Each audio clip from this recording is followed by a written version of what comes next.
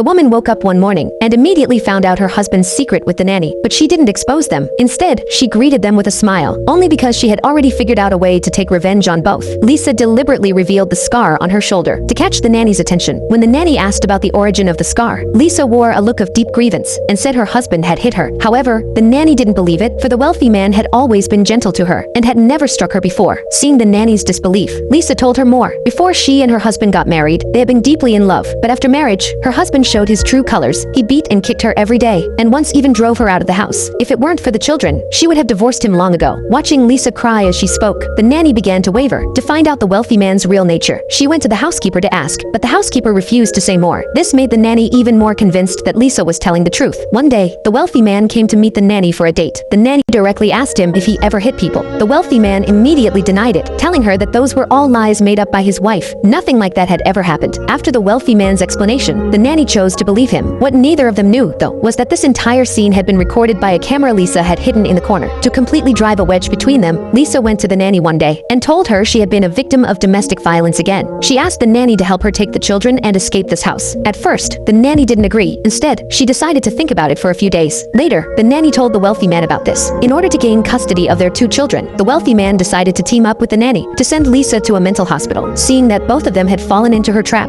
Lisa started carrying out the next step of her plan. She tricked her husband and the nanny into going to the villa separately. As soon as they arrived at the villa, they started being intimate, unaware that a tragedy was about to happen.